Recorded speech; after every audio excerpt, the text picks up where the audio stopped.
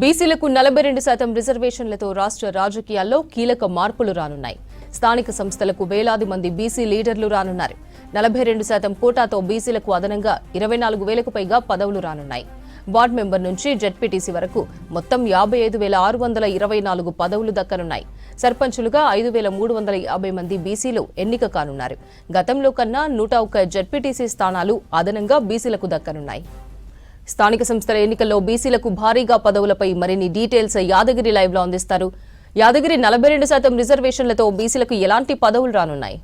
అపర్ణ, ప్రభుత్వం తీసుకున్నటువంటి నిర్ణయం ఏదైతే 42% రిజర్వేషన్లు బీసీలకు అమలు అనేది ఉందో దానితోని కొత్తగా ఈసారి వేల పదవులు కొత్తగా బీసీలకు రాబోతున్నాయి. అంటే ఈ స్థానిక సంస్థల ఎన్నికల్లోనే దాదాపు 24,000కు పైగా ఈ స్థానిక సంస్థలు అంటే వార్డు మెంబర్తో మొదలుకొని మనకు జెడ్పీ చైర్మన్ల వరకు చూస్తే మనకు 24,000కు పైగా ఈ కొత్తగా బీసీలకు పదవులు రాబోతున్నాయి. సో ఏదైతే ఈ ప్రభుత్వం ఈ ప్రత్యేకంగా బీసీలకు సంబంధించినటువంటి జీవో తీసుకొచ్చి అమలు చేస్తామని చెప్పేసి ప్రకటించడము, తర్వాత ఎన్నికల షెడ్యూల్ వచ్చిన మరుసటి రోజు నుంచి కూడా ఎక్కడ చూసినా గ్రామాలలో పెద్ద ఎత్తున ఈ బీసీ రిజర్వేషన్ల మీద చర్చ జరుగుతూ ఉన్నది. సంబంధించినటువంటి బీసీ సంఘాల నేతలు కూడా ఈ ప్రభుత్వం తీసుకున్నటువంటి నిర్ణయం పైన హర్షం వ్యక్తం చేస్తున్నటువంటి సిచ్యువేషన్ అయితే మనకు ప్రతి గ్రామంలో కనబడతా ఉన్నది. ఇక ఇప్పుడు దసరా వచ్చింది.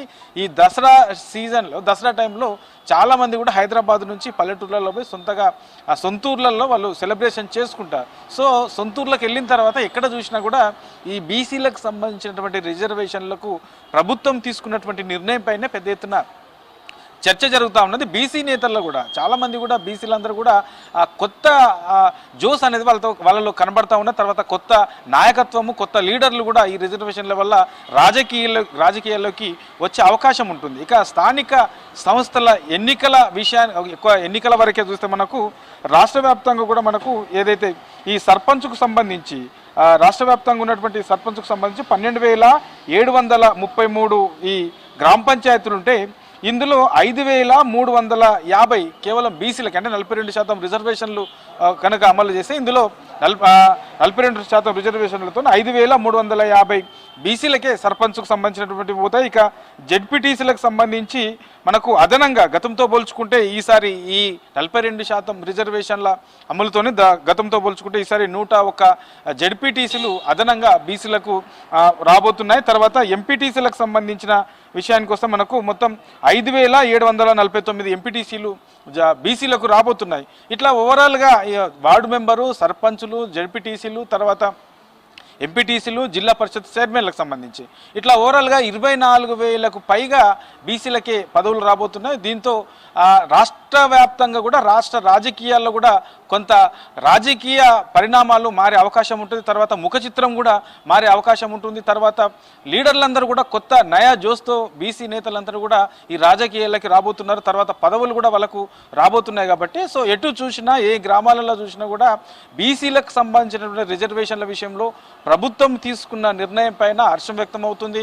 అటు కొత్త యువత అందరూ కూడా చాలామంది కూడా ఈ 42% రిజర్వేషన్ల అమలుతోని చాలామంది కూడా ఈ రాజకీయం వైపు ఇంట్రెస్ట్ చూపిస్తున్నటువంటి సిచ్యువేషన్ కనబడతా ఉన్నది.